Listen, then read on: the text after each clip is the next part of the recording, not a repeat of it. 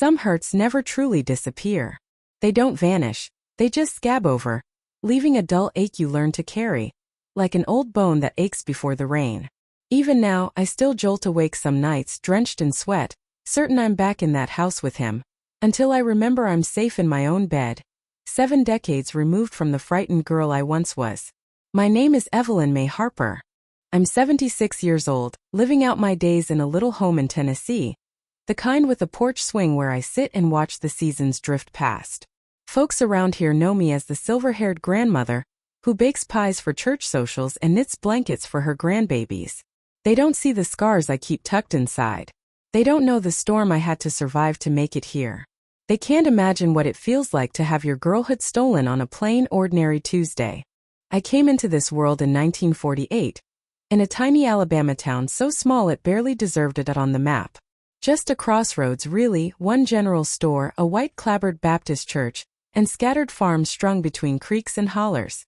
We lived in a shotgun house, 5 narrow rooms in a row, packed with 8 children and 2 parents who never knew rest. Daddy worked other people's fields, planting cotton for a share of the harvest. Some years we ate a little better, but never once could we call ourselves secure. Mama ruled the house with a wooden spoon in one hand and the good book in the other. I was the oldest girl, which meant Mama leaned on me hard. By the time I was steady on my feet, I was her helper. Before I turned 10, I could fry bacon, keep 4 little ones from drowning in mischief, scrub clothes down at the creek, and still have the day's chores done before the sun slipped behind the trees. School was something I snatched when I could. The nearest one sat 3 miles off, and come planting or harvest, Daddy wanted every set of hands in the field. I managed a few months each winter when the ground froze solid. I clung to those lessons like they were jewels. Mrs. Wilson, the schoolteacher, once told me I had a sharp mind.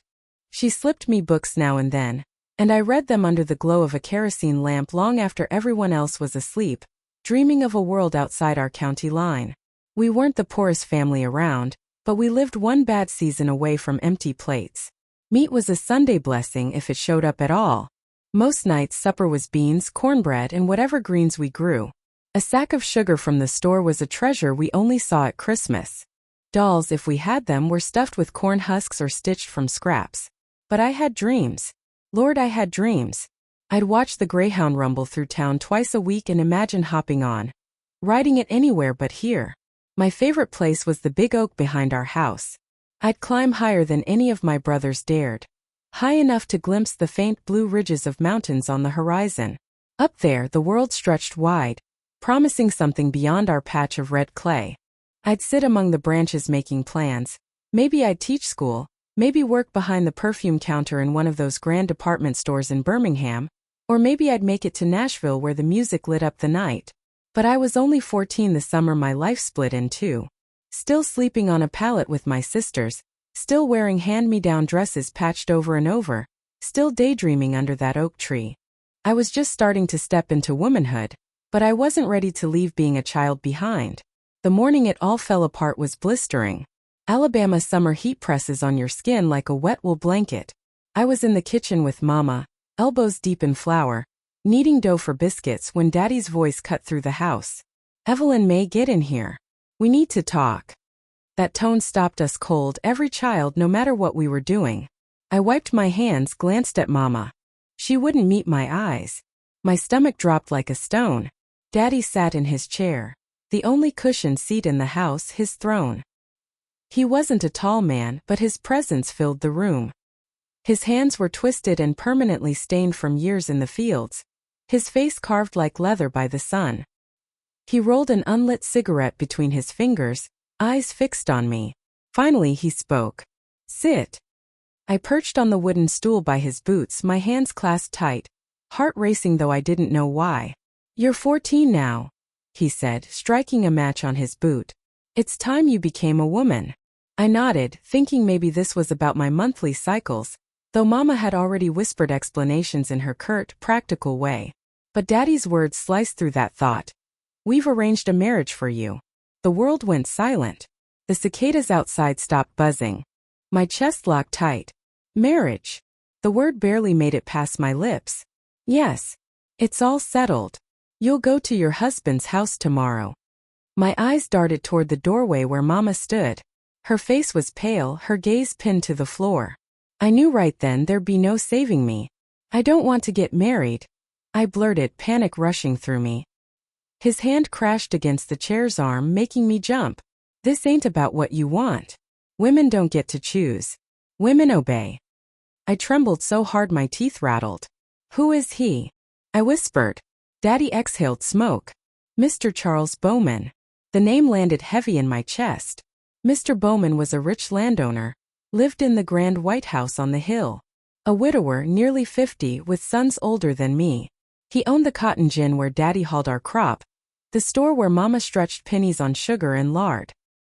He'd always been untouchable, a man who never dirted his hands in the soil. "He's old enough to be my grandfather," I cried. "I can't." The slap came so sudden I didn't see it. Pain lit my cheek and blood filled my mouth. "You'll marry him and be respectable," Daddy said flat, final. "He paid a fair price for you. Don't you dare shame us." And right then I knew my life wasn't mine anymore. That night I couldn't sleep. My little sister June curled against me, her breath warm on my neck. "Why are you crying, Evelyn?" she whispered.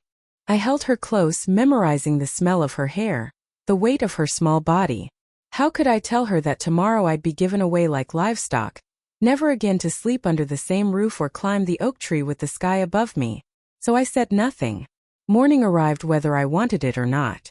Mama dressed me in my Sunday best, my faded blue cotton dress, stretched at the seams, elbows patched. She brushed my hair with trembling hands, plaiting it tight down my back. At last her eyes lifted to mine, wet but unspilled. "Be strong, baby," she whispered. "It'll be all right." We both knew it was a lie. A black automobile waited out front, a sight rare as snow on our dirt road. Mr. Bowman stepped out, tall, gray at the temples, dressed like a man who'd never known hunger. His eyes roved over me like he was sizing up cattle. "A fine girl," he said. "You'll give me strong sons." My stomach turned. I wanted to run, to scramble up my oak and never climb down. But Daddy's hand pressed firm against my shoulder, shoving me forward. Mr. Bowman tipped his hat, opened the car door. I looked back once more at the only home I'd ever known. The sagging porch, the faces of my brothers and sisters staring through windows, Mama standing with her arms wrapped tight around her chest. As the car pulled away, dust curling in the hot air, I watched my childhood shrink in the rear window, knowing I'd never come back. That ride felt like a funeral procession, except the body being buried was me. The Bowman estate loomed ahead, columns like spears stabbing the sky, orchards and fields stretching wide. The house was bigger than our church, the kind of place you only saw in storybooks. Workers stopped what they were doing to watch the car roll past, their eyes full of pity I didn't want but understood. A woman in a crisp gray dress stood waiting on the steps. Her voice was stiff, her face as tight as a drum. "Welcome, Miss Harper. I'm Mrs. Hicks, the housekeeper. We'll get you ready for the ceremony." Her words felt like chains. I followed her inside, the air heavy with polish and perfume. My bare feet sank into carpet softer than any bed I'd ever slept on. Paintings of grim-faced strangers glared down at me. In a hallway mirror, I caught sight of a frightened girl with a bruise blooming on her cheek. Mrs. Hicks led me into a bedroom larger than the house I'd left behind.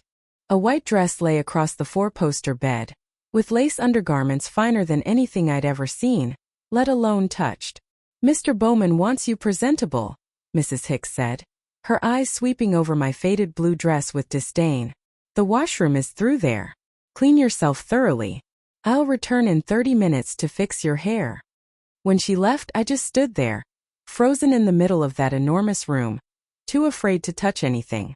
The window stretched nearly to the ceiling, tall and inviting. For one desperate moment, I thought about unlatching one, climbing out, and running until my legs gave out. But where would I go?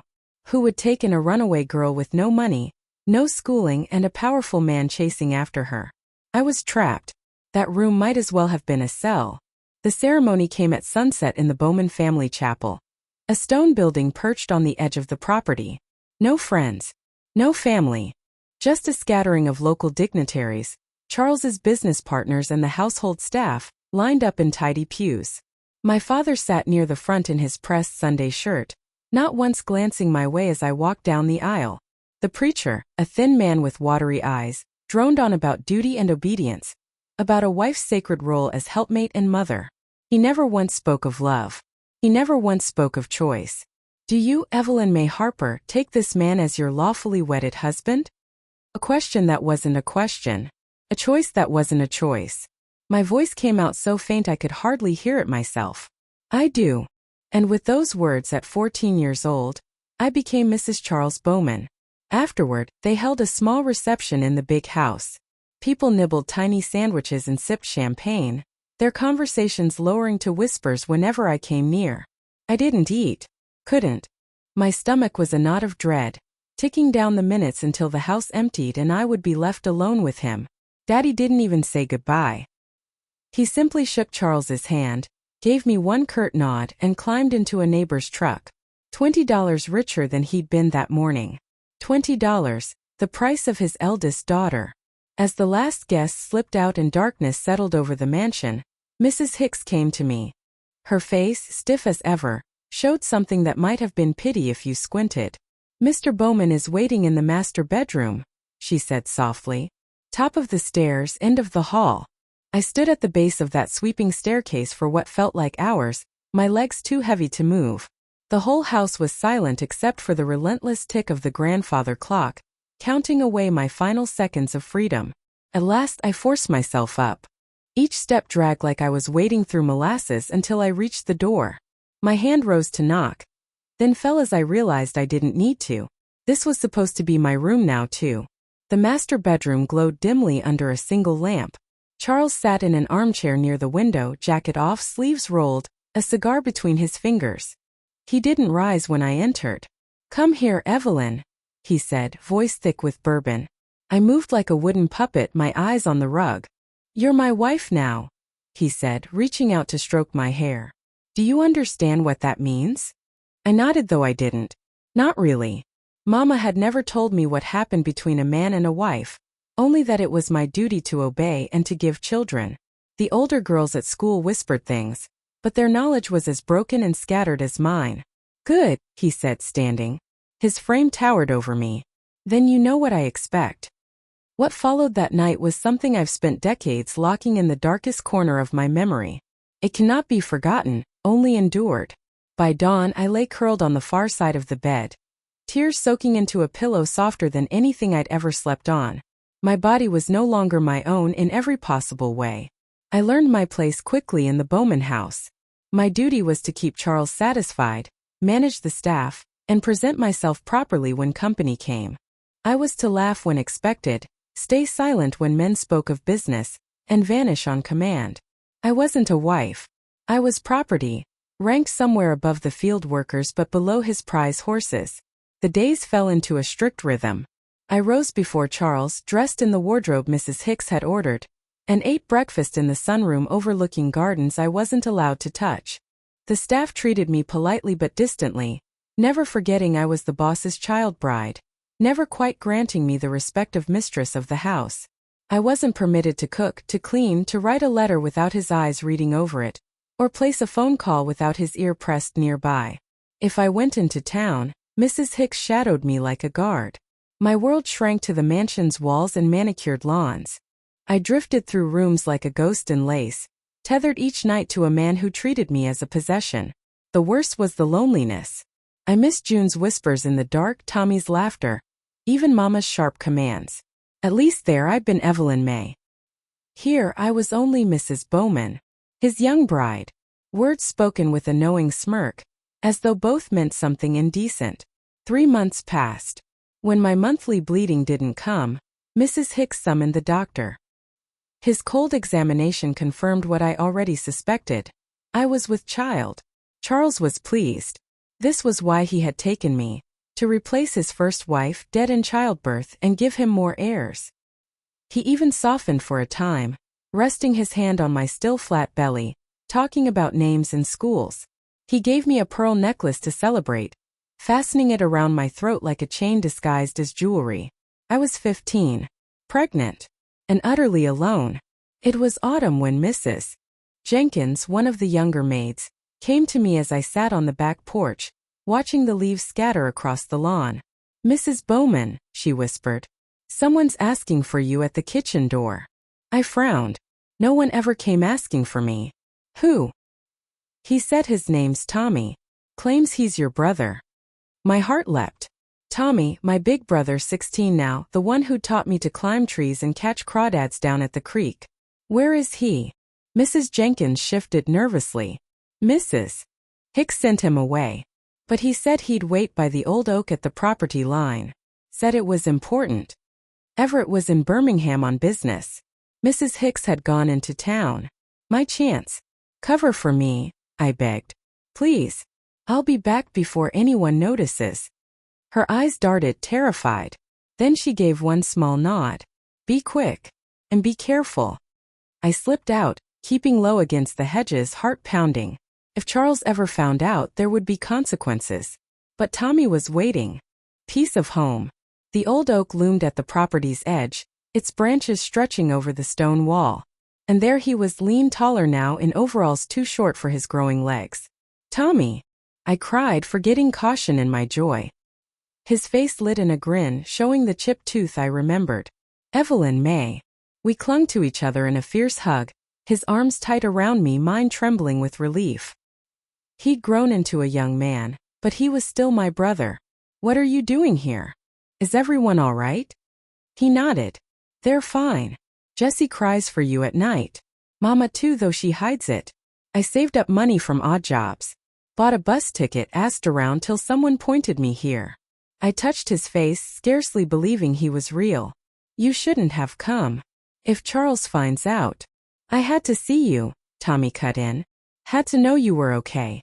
Folks in town, they talk. About Bowman. About his first wife." A cold chill gripped me.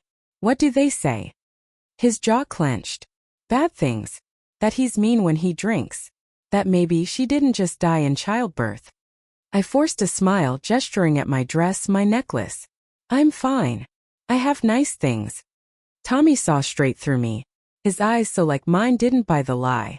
"You don't have to stay here. I've got a plan. I can get you out." Hope burst inside me, wild and dangerous. "How?" "There's a fellow with a car. He can take you to Birmingham. I've got enough for a bus to Nashville. A cousin will take you in until you find work. You're smart, Evelyn. You could be a secretary, or work in a store." My hand fell to my belly, flat but no longer empty. "I can't. I'm having a baby." Tommy's eyes widened. "All the more reason to leave before." "Mrs. Bowman." Mrs. Hicks's voice cracked across the lawn like a whip. She was marching toward us, 2 groundskeepers at her side. "Go," I hissed, pushing Tommy toward the wall. He grabbed my hands. "I'll come back. I'll find a way. I swear it." Then he scrambled up and over, vanishing into the woods. I turned to face Mrs. Hicks, dread already curling in my gut. When Charles returned that evening, she wasted no time reporting. I was summoned to his study, thick with smoke and leather and books I wasn't allowed to read. "You've disappointed me," he said flatly, eyes fixed on his ledger. "I hear you had an unauthorized visitor." My hands trembled. "It was my brother, sir. I hadn't seen my family in months." He finally looked up, his gaze cold. "You seem to forget, Evelyn. I am your family now. That child you carry is your family. Those people sold you to me for $20 in forgiveness of their debts. That's all they are." His words hit harder than any slap. Shame burned in me, mixed with fury. "You are forbidden to leave this house without an escort," he continued. "No more gardens. No more porches. If that boy, or any of your kin, come near again, I'll have them arrested." I nodded, unable to speak. "Good. Now come here." What followed wasn't about affection. It was ownership. A reminder my body belonged to him by law and by deed. I drifted away in my mind, tucking pieces of myself into the quiet corner I'd been building since the day I arrived. 2 days later, the cramps started. The bleeding followed. By evening, the sheets were crimson. Mrs. Hicks's pinched expression confirmed what I already knew. The baby was gone. That loss marked a turning point. Something in me hardened. Something shifted. And for the first time, I began to think of escape not as a dream but as a plan. The doctor came and went with empty words about God's will and trying again. Charles stood in the doorway of the bedroom for a long moment, his face unreadable, before turning away without saying a thing. That night, for the first time, he didn't crawl into bed beside me. He slept in the guest room down the hall. Grief is a strange kind of beast. I mourned a child I had never wanted, conceived in a way I never would have chosen. Yet losing it hollowed me out, left a raw ache echoing with what might have been. That baby, however it had come into this world, had been the only thing in that house that truly belonged to me. As autumn bled into winter, the whole place grew colder, not just in air but in spirit. Charles withdrew, spending longer stretches in Birmingham, leaving me alone with the silence of the mansion and the watchful eyes of Mrs. Hicks. When he was home, his mood swung like a pendulum. Indifference one moment, a violent possessiveness the next. The bruises he left always hid neatly under fabric. And the drinking worsened. He'd stumble in late, whiskey heavy on his breath, demanding his rights. On nights when the bourbon softened his edges, he sometimes mistook me for Catherine, his first wife. He'd slur her name into my hair, muttering half-coherent confessions that chilled my blood. You were always cold, Catherine. Never wanted my touch. Is that why you lost my son? You wanted to be rid of me. Piece by piece I gathered the fragments. Catherine had come from old Savannah money, her marriage to Charles a convenient knot tying two family fortunes together.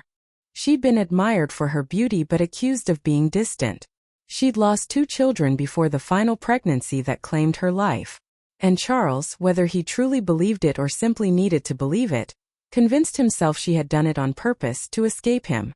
It was in one of those drunken ramblings that the seed Tommy had planted started to grow roots inside me. Charles wasn't just cruel. He was unstable. Dangerous in a way that reached beyond the ordinary cruelty of a domineering husband. If I stayed, I might end up like Catherine, a tragic young wife, lowered into the Bowman family plot before my 18th birthday. But how could I leave? I had no money. My education stopped at 8th grade. I had no skills beyond cooking, scrubbing, and child-minding. The world beyond those gates felt as foreign as this mansion had when I first stepped inside. The answer came from an unexpected place. Mrs. Jenkins, the maid who had risked everything to warn me about Tommy's visit, began leaving small things in my room. A folded newspaper. A torn magazine page. A note scribbled on kitchen paper. Quiet rebellions that could cost her job, maybe her freedom if discovered. One evening in February 1963, she slipped me a page from Life magazine. A job advertisement was circled in pencil. Help wanted. Young women for telephone operator training. Room and board provided. Apply Southern Belle, Nashville, Tennessee. My heart raced. Telephone operators. Room and board. Nashville. The very place Tommy had said our cousin lived. Could it be possible? The next day, while dusting shelves in Charles's study, I peeked at his desk calendar. He would be gone to Montgomery the following week for 3 days of business meetings. 3 days. Enough time to get to Nashville if I could find a way out. Mrs. Jenkins and I whispered plans whenever we could steal a moment. Her brother Ray, who sometimes delivered vegetables to the kitchen, agreed to take me to the Greyhound station in Birmingham. From there I could catch the overnight bus to Nashville. Money was the hardest part. Charles always kept a roll of bills in his desk drawer. Mad money, he called it. I'd never stolen from him before, but desperation makes thieves of the most honest souls. The night before he left for Montgomery, I crept into his study while he snored off a heavy drunk. The drawer slid open without a lock. Why would he lock it when his wife never went anywhere? I took $60, enough for a ticket and food until I found work.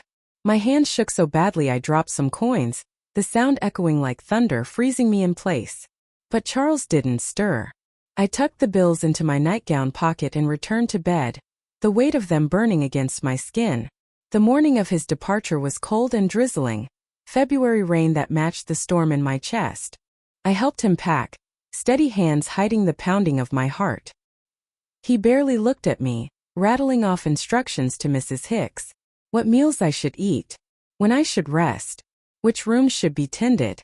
You've been too pale, Evelyn, he said, straightening his hat in the mirror. Get some color in your cheeks while I'm gone. His kiss landed flat and possessive on my forehead before he walked out the door. I didn't wave as the car disappeared down the gravel drive. I wasn't going to miss him or this house or this life. This cage dressed up in lace. At midnight, Ray would come with his delivery of spring vegetables.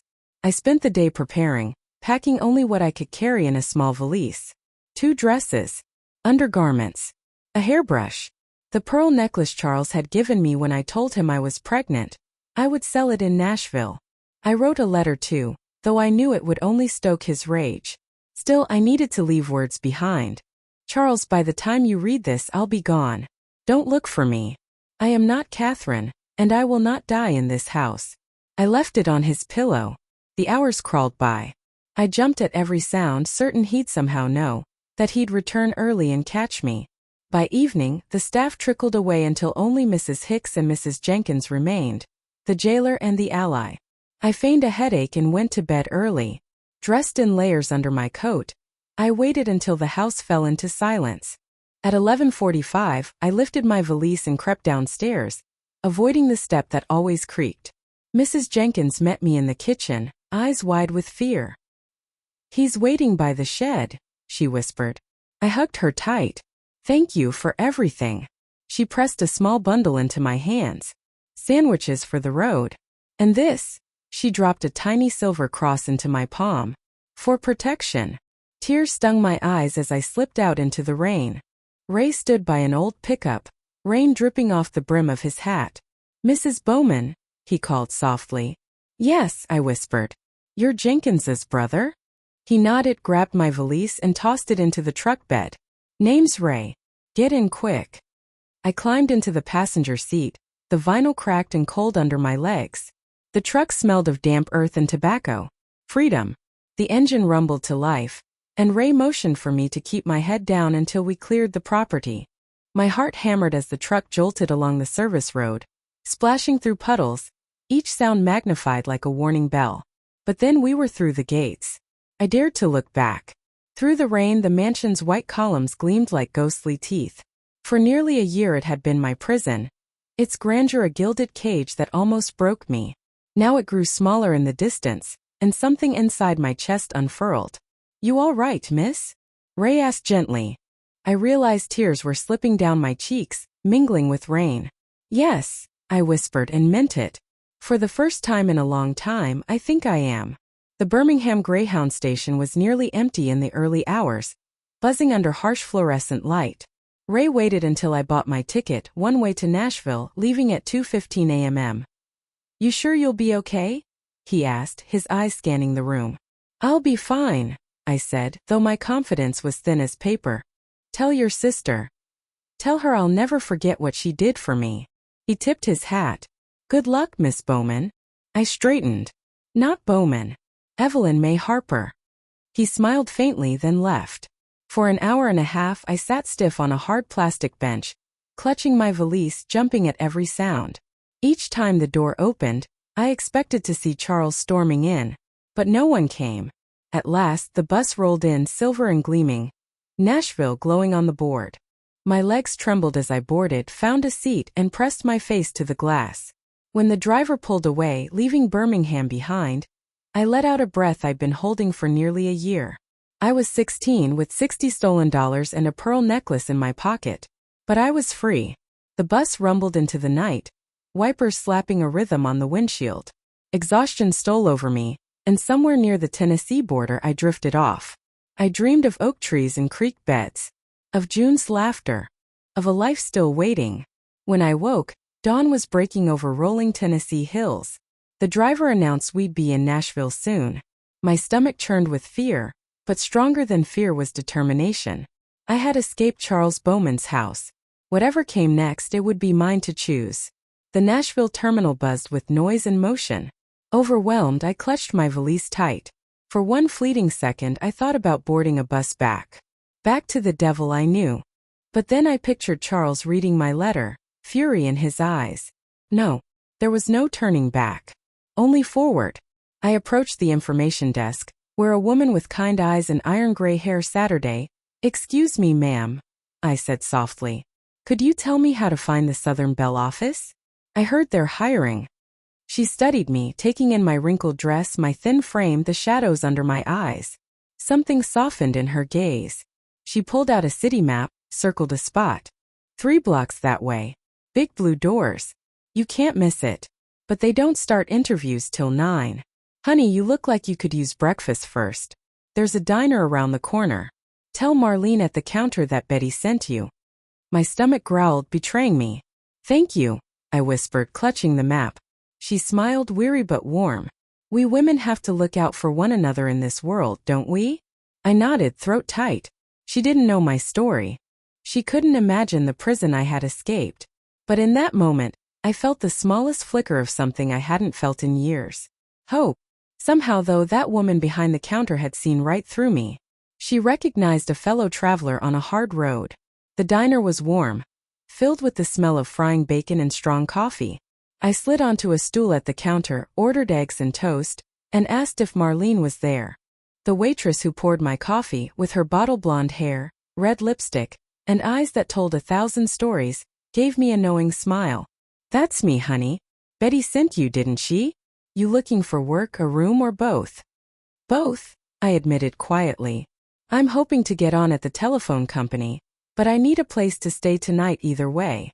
Marlene tilted her head, studying me for a moment. Got a cousin runs a boarding house for young ladies. It's clean, good neighborhood, not too expensive. Strict curfew. No men allowed past the front parlor. Sound like something you'd want? It sounded like heaven. Yes, ma'am. That would be perfect. She tore a sheet from her order pad, scribbled down an address, and slid it across to me. Tell Helen I sent you. She might even let you work in the kitchen until you get on your feet. I ate my breakfast slowly, savoring every bite. The diner filled up with the hum of ordinary life. Office workers rushing in for coffee, truck drivers grabbing a hot plate between runs, ladies stopping by before the shops opened. Normal people living normal lives. For the first time, I let myself imagine I might belong to that world too. By 8:30, I had paid my bill, thanked Marlene more than once, and walked the 3 blocks to the Southern Bell office, my valise still heavy but my steps lighter. The city pulsed around me. Cars honking, shopkeepers lifting awnings, children laughing with lunchboxes swinging in their hands. The building itself loomed tall, with its blue double doors and endless rows of windows. I froze on the sidewalk, fear washing over me. Who was I kidding? A girl with no references, no real schooling. What business did I have standing here? Then Tommy's voice came back to me, steady as ever. You're smart, Evelyn. You could be a secretary. You could do anything. I drew in a deep breath, squared my shoulders, and climbed those steps. Inside, the reception area buzzed with typewriters clicking and telephones ringing. Young women in neat uniforms moved briskly about.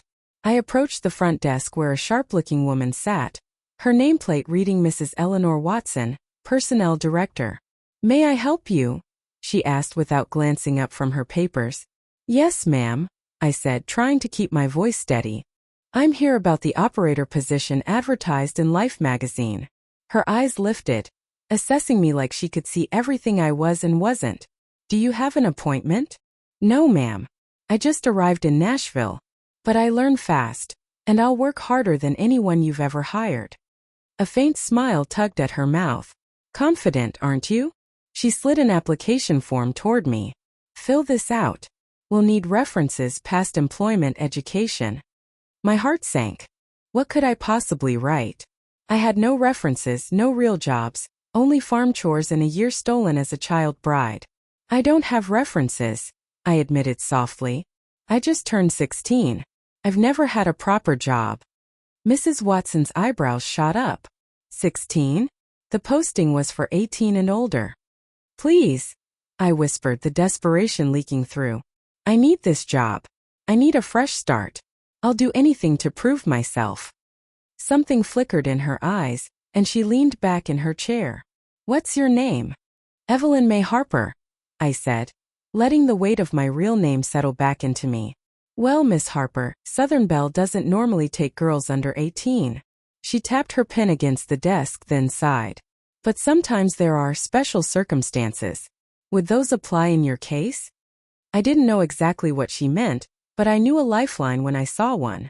Yes, ma'am. They would. She gave a brisk nod. Very well. Fill out what you can. Leave the rest blank. I'll interview you at 10 o'clock myself.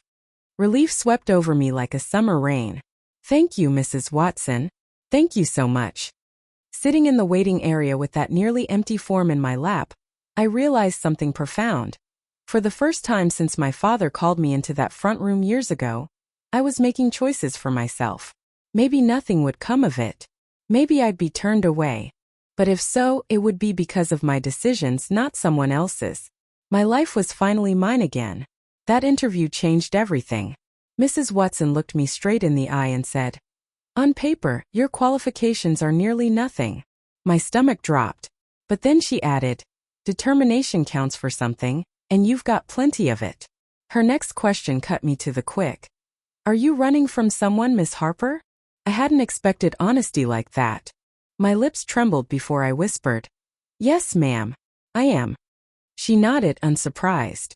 "I won't pry. But tell me, are you in legal trouble? Will someone come looking for you here?" "No, ma'am. Nothing like that. And if someone does, I have no intention of being found." She studied me, then to my shock smiled. 20 years ago, I came to Nashville in circumstances not unlike yours. Someone gave me a chance. Now it's my turn to pass that forward.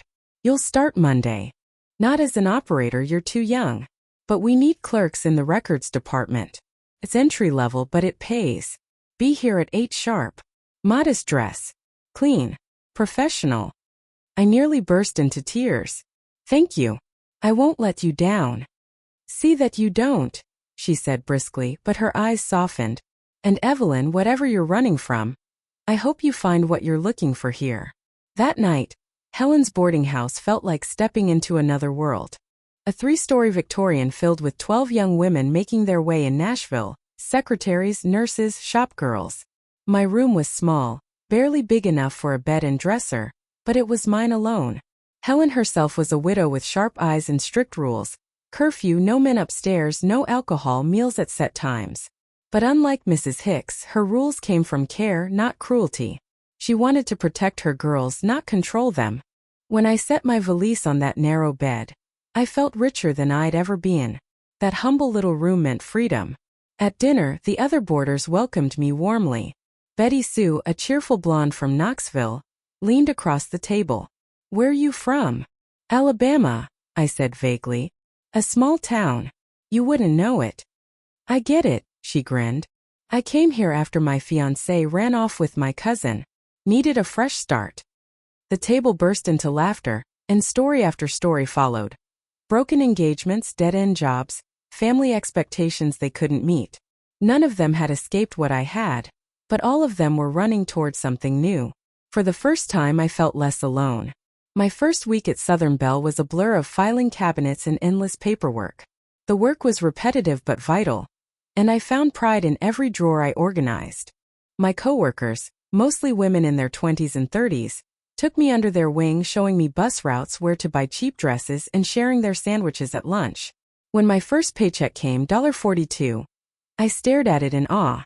After rent, I still had enough for a new dress, sensible shoes, and a tiny bottle of rosewater perfume. My very first purchase just because I wanted it. By summer, I felt myself changing. Nashville's streets became familiar. The boarding house felt like home, and even the clatter of typewriters sounded like progress. In July, Mrs. Watson called me in. "You're punctual, thorough, reliable. We have an opening in the typing pool. More pay, more responsibility. Interested?" "Yes, ma'am," I blurted out. "But I don't know how to type." Her smile lit her whole face. "We offer night classes. 2 nights a week, 6 weeks. If you're willing, the position is yours." I nearly wept. I'll work harder than anyone. And I did. By August, I typed 40 words a minute. When I stepped into that typing pool, with its endless rows of clattering keys, I knew I had come a long way from the frightened girl who'd arrived in February. It was there I met Sarah Jenkins, a college-educated woman with sleek dark hair and a confidence I admired. One afternoon, she looked at me over her sandwich and said, "You ought to take night classes at the community college. With your brains, you could get a business degree, maybe even supervise someday." The idea hit me like a thunderclap. College?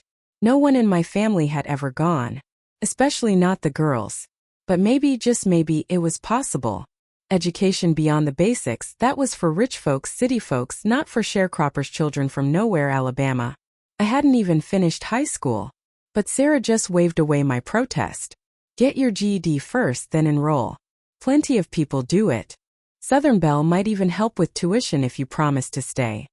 That night I lay awake in my narrow bed. Her words spinning in my mind. College. A degree. A career instead of just a job. The thought scared me half to death and thrilled me at the same time. Could I really do it? Was I smart enough? Strong enough? I thought of my 14-year-old self, sitting high in that oak tree dreaming of escape. I owed it to her to try. The very next day I asked Mrs. Watson about education assistance. To my surprise, she didn't just confirm it existed. She filled out the paperwork with me herself. I knew you'd ask one day, she said. You've got too much potential to spend your life in the typing pool. By September 1963, just 7 months after my escape, I was enrolled in GED classes at the YWCA. 3 nights a week, after full days at Southern Belle, I dragged my weary body into that classroom and forced my mind to stay open. Algebra, science, history, literature. They poured into me like rain on parched earth. Some nights I could barely keep my eyes open, but I persisted. Mrs. Phillips, our teacher, once wrote on the chalkboard, "No one can make you feel inferior without your consent." Eleanor Roosevelt. I copied it into my notebook and whispered it like a prayer whenever Everett's voice echoed in my head, telling me I was nothing. By the end of that year, the nightmares had begun to fade.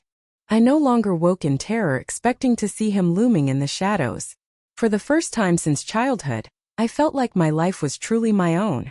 And then, 3 days before Christmas, a letter came. Helen handed it to me at the door, her face tight with concern. It's from Alabama. My blood froze. I thought it was Everett finally reaching out to drag me back. But the handwriting was neat and feminine. My sister Jessie. She wrote that Daddy had died in the fields. His heart had simply given out. The funeral was small. She said she wished I could have been there but understood why I couldn't. My eyes filled with tears. Not for the man he was, but for the father he never managed to be, for the apology I would never hear. And then came the words that changed everything. After the funeral, Mr. Bowman's lawyer came. He said, "Your marriage has been dissolved on grounds of abandonment. You're not his wife anymore. You're free." Free. I read that line again and again, hardly able to believe it. Everett had erased me. Perhaps it was his pride. He couldn't stand being seen as the man whose child bride had fled. Whatever the reason, it no longer mattered. On paper, in the eyes of the law, I was Evelyn May Harper again. That night I wrote 2 letters. One to Jessie, promising her I was safe, working, studying, building a life. The second to Tommy, thanking him for planting the seed that saved me, for believing I deserved better when no one else did. Dropping those letters into the mailbox felt like a circle closing. I wasn't going back. But I wasn't erasing where I'd come from either. The years that followed were full of milestones. I earned my GED in the summer of 1964, my classmates and I celebrating with milkshakes at the diner. That fall, with Southern Belle's support, I enrolled in night classes at the community college. By day I worked, by night I studied, and by 1968 I was a junior supervisor, the youngest in our regional office. The world outside was changing too. Civil rights marches, Vietnam, women demanding equal pay and equal rights. I watched with a sharp ache of recognition. Freedom wasn't free. It was fought for, sometimes stolen in the dead of night, sometimes earned one stubborn step at a time. In 1969, I graduated with my associate's degree.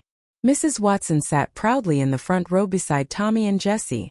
That day wasn't just a celebration of education. It was proof that the girl who once had nothing, not even her own choices, could shape her own destiny. I built a career. I rented my own apartment. I bought curtains I chose myself. Every small decision was a victory. In time I opened my heart again. Slowly, carefully. I met Richard Hampton, a kind math teacher who strummed a guitar on weekends. He never rushed me, never demanded more than I could give. When I finally told him my whole story, the child marriage, the escape, the fear, he held my hands and said, It explains your strength. It makes me admire you even more. We married in 1974, in a small park surrounded by wildflowers and family. My vows, my words, my choice. 2 years later, our daughter Sarah Eleanor was born. A child conceived in love, raised in freedom. She grew up knowing her worth wasn't tied to anyone else's approval, that her voice mattered, that education was her right, not her luxury. The decades since have been filled with ordinary joys. Gardens, paychecks, Sunday dinners, and grandchildren with flour on their cheeks from helping me bake cookies. And now at 76, I sit on this front porch in Tennessee, watching the seasons turn, and I marvel. I marvel that a terrified girl with $60 stolen and a pearl necklace could survive, endure, and build all this. I tell my story now because silence only protects the wrong people. There are girls even today, maybe listening now, who feel trapped, hopeless, owned. To them I say, you are worth more than what's been done to you. Your life is yours alone. It is never too late to start over. Thank you for letting an old woman's memories reach you. If my words touch something in your heart, share this video, leave a comment telling me where you're listening from, and subscribe so these stories aren't forgotten. Because dreams stolen can be rebuilt. And when they are rebuilt by your own hands, no one can ever steal them again.